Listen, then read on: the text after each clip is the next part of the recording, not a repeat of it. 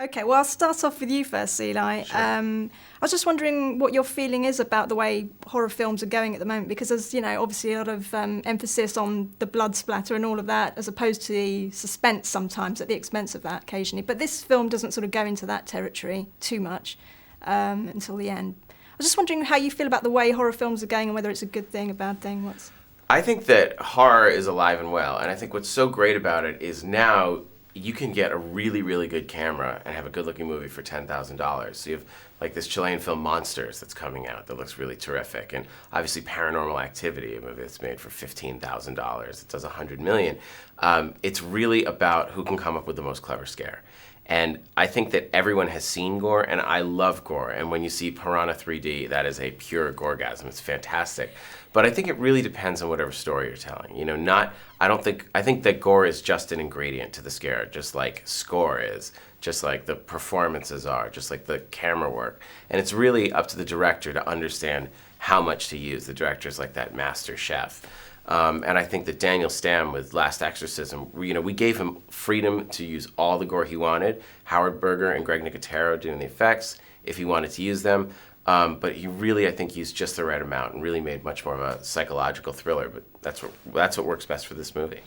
Well, I often think it's difficult, or it must be difficult to tell how scary something's going to be when you're looking at it on the page. But I understand that a lot of this was improvised anyway. So what were you looking at initially first of all, when you were offered the part, Ashely, and you, Eli, when it first came to you? Well, initially when I read the character breakdown of Nell and, the script that Huck Botko and Andrew Grulin wrote, there are so many twists and turns to it. And, just constantly something unexpected and something, scary. And the character breakdown of Nell just struck me. And in a lot of the more physical scenes and emotional scenes, there would be a little bit more room for improv. Daniel works about 20 or 30 takes for every scene, so he would really encourage all of us in the cast to surprise each other and find new things just in working with each other.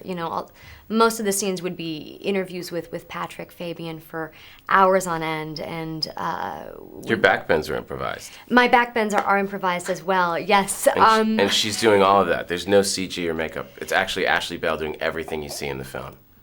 Was that part of the audition, just kind of to contort your body and... Well, oddly for the callback, they actually had me get exercised in the room. So there I was lying on the carpet in the middle of this casting office in West Hollywood, writhing around, contorting, having this man summon this thing out of me, and I just thought my parents would be so proud. But the backbends definitely are improv. Daniel actually asked me the night before that scene if I had any ideas, which is just something you pray to get asked just once in your career. And I said I'd been working on a backbend and several other physical things, and he said, great, let's use it, let's put it in. So he created that really safe set to try everything. And Eli, for you, when you were looking at the script, obviously the tension sort of builds steadily throughout the film. It was the producers Eric Newman and Mark Abraham first gave me the script a few years ago, and I read it and really was one of the scariest and smartest scripts I'd ever read because I really had no idea where it was going. I completely expected it to be one thing, and of course those are all my preconceived notions from The Exorcist, but this is something completely different. And I could never predict where it was going, and really a great psychological thriller about is this girl crazy or is she possessed? And it just kept twisting in ways that I never expected. It was really one of the best scripts I ever read, not just a horror script, and I said I have to get involved. With the actual shooting process, I'll ask Ashely then. I understand it was a sealed set, and I just wanted to know what the atmosphere was like, and if that helped you, or whether that just drove you nuts. Or I'm sorry, what was the question? Sealed, it was like a sealed set. Oh yes, it was really, really helpful. We filmed on an actual plantation in Louisiana, about 30 minutes outside of New Orleans, and that bed that's in Nell's bedroom was the bed that was actually there. And to walk in and see all that furniture that's been sitting in that house for years is just such a gift to play from as an actor. It could be recreated anywhere else, but when you walk in, you smell that Southern Gothic quality and the heritage in every single corner. And a lot of the scenes would just be Patrick, myself, Daniel, and Zoltan Honti, the cinematographer. And to have that very intimate feeling really helped to, try anything. It felt very, very safe, just almost having 4 people in the room. Okay, just a quick last question for Eli.